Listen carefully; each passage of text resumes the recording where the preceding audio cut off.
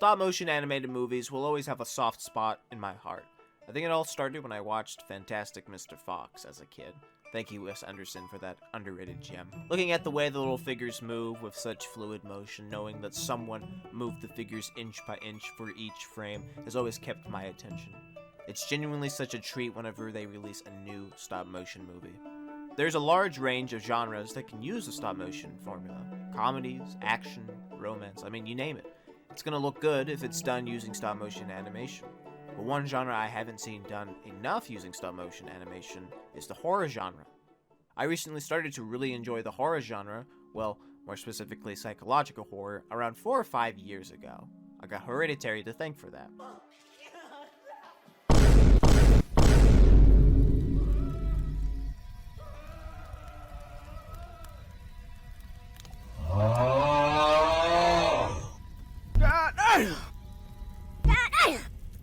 The way most of these films have a slow burn method of introducing the suspense or horror to the audience always gets my heart beating rapidly. At any moment, everything can go to shit. So when I saw Netflix release a stop-motion animated film called The House, of which they promoted as a horror film, you best know Mr. Rigozen immediately booted up the movie. It was one of those movies that I was able to watch in one sitting without needing to pause and watch the next day. The House contains 3 separate stories, all different but all revolve around the house, hence the name, The House.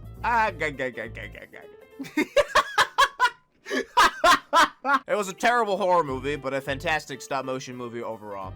I said The House was a terrible horror film because it quite frankly wasn't scary at all. At best, it was unsettling, and even then, only one of the stories was unsettling. Which of course was the first story. Just by looking at the character design, you can probably tell why the first story was unsettling. But as I was watching The House, and after finishing it, I started to notice an underlying theme with each story, which really is the disturbing or unsettling aspect of the film.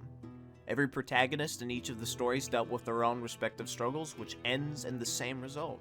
This alone brought me to the conclusion that The House doesn't have 3 separate stories, but rather it's all one story broken down to 3 parts: the beginning, the middle, and the end. And the protagonist isn't the people living in the house, no. The main protagonist is actually the house in which you'll soon come to understand as the master. A master that thrives off turning unsuspecting victims into slaves. This is the house, the master, and its slaves. Let's start off this video essay with a little synopsis for each of the parts of the movie so you can have somewhat of a footing. Act 1 shows us the lives of some creepy-ass looking doll people who financially aren't doing so good. Lady Luck just happened to step in their lives and offered the father a once-in-a-lifetime opportunity that would forever change everything. And by Lady Luck, I mean the fucking devil, because everything goes to shit. The parents get turned into furniture and get flamed, literally, making the kids into orphans. Nice. Act 2 shows us the failed ventures of some unhinged rat, which you'll really see how unhinged he really is. You have a dentist called Dr. Jaffrey, sir. Yeah? Something happened to him? We've heard from Dr. Jaffrey that you've been telephoning him at all times of the day, sir. You're sharing with him personal details about your life, which he, as your dentist, has absolutely no interest in. Or over-familiar with him, and occasionally you call him darling, or even sweetheart. Who the fuck goes and cries to the dentist? Motherfucking schizo. You see him struggle and then seemingly get a grip to fix up the house until some really weird looking rat things show up in the viewing, only to stay without paying a single cent. They turn out to be insects, I guess, because the film shows that the house has an insect problem, so the insects are also the rats. It's weird. It's weird. A cool twist, but weird. The rat goes insane and returns to monkey. Or Ratatouille. Ratatouille. Turns to Remy. There you go. Act 3 tells the story of a really overbearing landlord cat bitch that really needs a swift punch in the jaw, trying to get her lame-ass residents to pay up so she can fix the dying house. Like, y'all, I legit could not stand her. Every time I look at her, I just wanted to take my foot and proceed to curb stomp her fucking stupid face until all that's left is a red stain on the road. The tenants of the house all just left her ass because the flood was gonna overtake the house, but some pothead stray comes along and turns the house into a boat, which gave the dumb whore the opportunity to survive to die another day. Alright, so now that the synopsis is done, let's get controversial. Was slavery a choice? When you hear about slavery for 400 years, that sounds like a choice. I'm going home, oh yes. I'm going home, oh yes.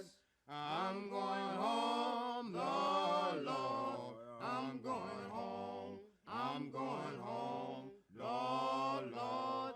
I'm going home, my baby's just January 1st, 1863. Abraham Lincoln announced the new Emancipation Proclamation to his tired, crumbling nation, which states that all slaves in the rebelling states that fought savagely to maintain their rights to own people as property were now freed. April 1865. With the victory for the Union, the Emancipation Proclamation could finally be enforced. December 1865. Finally written on paper, with the 13th Amendment, freedom for the slaves became official.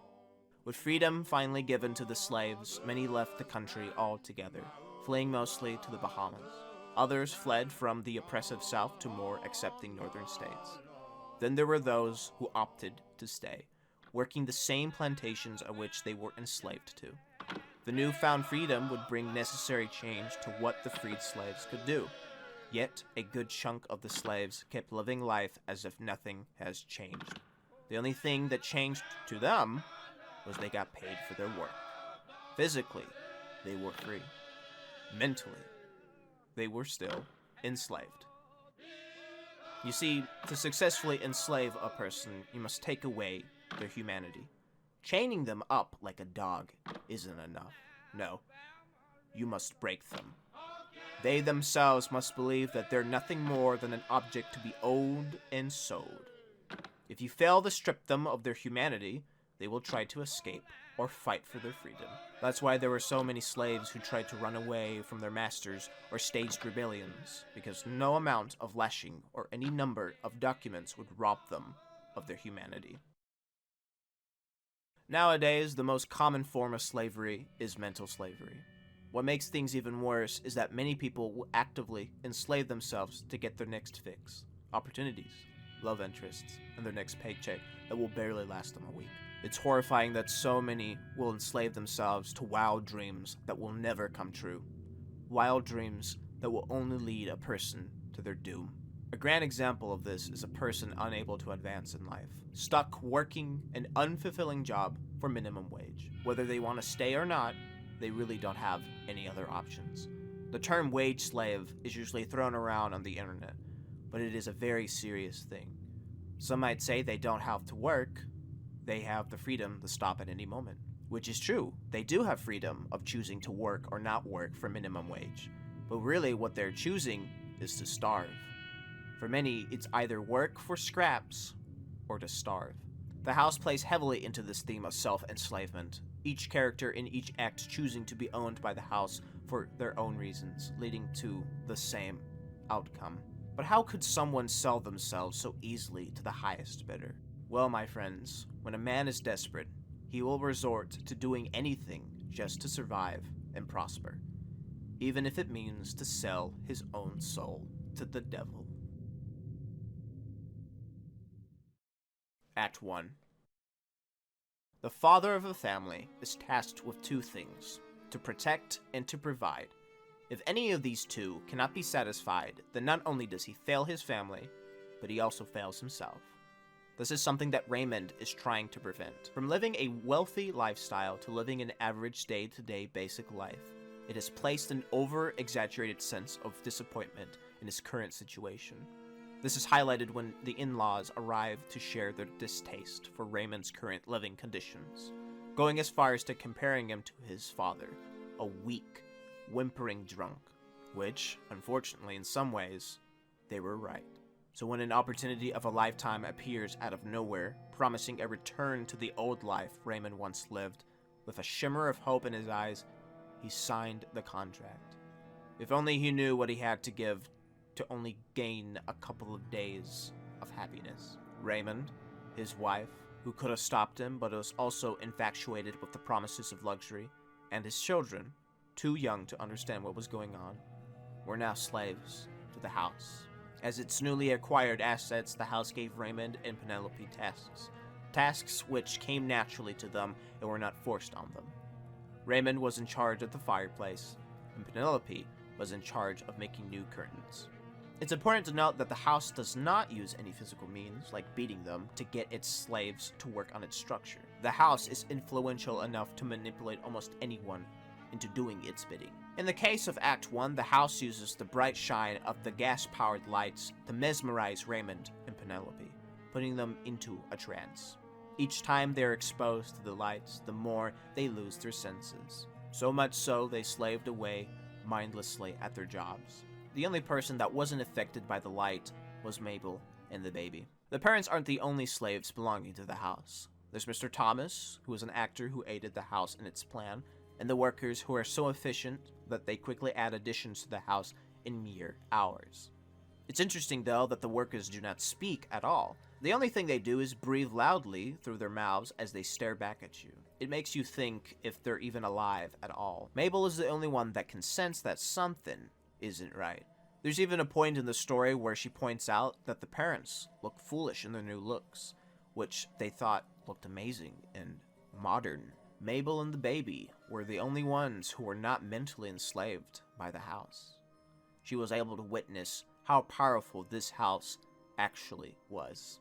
With Raymond and Penelope now fully under the control of the house, it was now time to work on burning away their humanity. Raymond, being so dedicated to his job, found no issue with using his personal belongings as tinder. Even his own father's furniture, which Raymond supposedly cherished, wasn't safe from the fire pit. In just one night, Raymond burned away all that was left of the old house, essentially destroying his history. All that was left for the house to do is physically change the family into furniture. It's strange, though, at the end, they somehow regained some consciousness, even as being turned into a chair and curtains. This allowed them to beg Mabel to leave and help her and Isabel to escape the fire that would soon consume the parents. One might ask, why would the house want to burn itself and the sentient furniture? You see, the house is never satisfied with itself, so it's always going through constant change. This is made very clear throughout the entire 3 acts. Each one we see the house getting renovations to either keep itself alive or keep itself entertained. So why burn itself? Because it can. After all, it is its body, its property, so it can do whatever it wants with it. Act 2. Thrust into a recession, the main character of Act 2, a mouse, must push through the struggles of refurbishing a house in order to make it appealing enough for someone to buy it. I tried looking up his name since it never was said in the story. The only thing that pops up for his name was developer. A nameless, unhinged nobody, desperate for potential buyers to buy his house. Just what the house needs. The way the house goes about enslaving the mouse is done differently than what he did to catch Raymond. He doesn't present a deal that's too good to be true, but rather he presents the mouse with a challenge. A challenge that will inevitably take his already fractured mind and completely turn it into mush. This challenge being pests, beetles, and larvae that loves to devour the soft tissues of the house. Now, a couple of beetles doesn't sound too bad on paper, but if left unchecked will lead to an infestation which will definitely cause a lot of damage. Damage the mouse cannot afford at the moment. So to try to fight against the pests, the mouse scatters poison all around the house. Now we have to remember, the house likes to numb its prey first before striking. It does this by having some item to soften their minds. For Raymond and Penelope, it was the gaslights. Now for the mouse, it was the very poison that he was using to kill the insects. Being exposed to high amounts of poison for long periods of time is causing the mouse's brain to rot. The rot in his brain got so bad that the mouse began to start hallucinating events and characters. Events and characters the house took advantage of. It didn't take long for the hallucinations to completely warp the mouse's perception of reality. It was now time for the house to fully take control of his new slave. Using the hallucinations, more specifically the insect hybrids, the house began to boss around the poor, stressed out mouse. Demanding food and water, the insects had the mouse walking in circles. The reason why the mouse played along to this strange game was because he wanted them to buy the house, since they were extremely interested in the house. The mouse was so desperate to sell the house to these freeloaders that he allowed them to stay for several days, which most wouldn't even allow literally anyone to stay for even one day. So blind and fucked up from the poison that the mouse is allowing his very own mind to take full advantage of his generosity. One thing I have to point out is the condition of the house as time goes by while the mouse is losing his mind. We have to pay attention to the state of the house after the failed viewing, because that's where we start to see everything fall apart. From the ice cream in the fish tank to the insects in the food that was mostly served for the viewing, the house is slowly becoming an infested pigsty, and nothing is being done about it. Now these things can be cleaned up easily, but the mouse does nothing. He's too busy serving the insect hybrids and drowning in the reality he forged to cope with his colossal failures. Eventually, the mouse had enough of the hybrids and ordered them to leave. The slave fights back against the master. The house is losing its touch. At this point in time, it's safe to say that the house is very old. Like, extremely old. Jumping from humans living in the house to anthropomorphic animals, one could make a safe bet there's a massive time gap between the two time periods. An otherworldly entity like the house can only be powerful for so long. Granted, it relies on weak individuals to survive, but even then, using the same trick over and over again will start to lose its effectiveness. This is why we can see the mouse demanding the freeloaders to leave. Then again, these freeloaders are just a figment of his imagination, so the house isn't too weak since its grasp on the mouse's mind was strong. It was now time for the house to take away the mouse's humanity before he escapes. There are two key events at the end of this act that will cause the mouse to revert back to being a literal mouse. Side note, you could audibly see the mouse losing his humanity whenever he starts squeaking. This only happens towards the end of the story. The first event is the police knocking on his door. During his confrontation with the hybrids, the mouse decides to call the police to remove them. He fumbles with descriptions of his situation to the operator as he wasn't 100% sure how to describe it. Suddenly, he heard knocking on the door. He immediately thought it was the police and how strange it was for them to arrive so quickly. He soon finds out, though, they're not there at his request, but rather at another person's. They told him that the dentist called them, complaining about how the mouse kept calling him, talking about very personal information, and if he didn't stop, they would have to arrest him. If you watched the movie, then you would have noticed the mouse was in a call with someone for the majority of the act. The two main callers being the bank and his dentist. Before getting to the end, one would be mistaken, thinking the dentist was his wife or love interest, neither being true. But for the mouse, his dentist was his only close confidant. So with the unfortunate visit of the police, the mouse completely lost his mind. So much so, he starts to hallucinate more hybrids, all wanting to come in. This will lead us to the second key event. Enraged at this point, having his point of reality shattered in mere seconds and seeing more of those bugs wanting to come in, the mouse storms into the kitchen to fetch the poison. The very same poison that was killing his mind the entire time. He struggles to open it, the hybrids mocking him the entire time, until the bottle bursts open, getting poison all over his face. He then slips and falls to the ground, unconscious. The house wins again. The mouse is rushed to the hospital, but the damage has already been dealt, the game being finished. As he wakes up from his coma, he is visited by the hybrids. They were there to take him back home, to bring him back to his master. The mouse is out of the house. He doesn't have to go back to that hellhole. Physically, he was free, but mentally, the mouse is bound by the house. His mind now belongs to the house. So with the mouse being mentally enslaved by the house, he calmly gets up without saying a single word and goes back home, where the hybrids welcome him. Some time goes by and the house is completely trashed, ransacked by the insects. All that hard work that was put into restoring the house has now gone to waste. The mouse behaves like a legitimate mouse now that his humanity has been stripped away. He just eats away at the scraps left in the carnage. The most interesting thing is the mouse is allowed to leave the house. We see the mouse enter through the oven, chew on something, and walk back out through the same way. Literally the only thing holding him back from escaping is himself. It just goes to show, even in a weakened state, how strong the house's tactics are in maintaining control over the minds of his slaves. Act 3. Imagine living in the wasteland, a place devoid of life, everything submerged underwater. Imagine living in such a place and being completely clueless about its very existence. This is how Rosa goes about living her life, looking at death in the face and being unaware of its presence. While everyone is growing weary of the rising water, Rosa doesn't even acknowledge it. She's too focused about her future and rebuilding the house to care about the impending doom that's rising around her as each day passes by. In the first 2 stories, we got to see how the house manipulated and brainwashed the main characters into a permanent servitude. In this story, we don't get to see the house cast its spell on Rosa.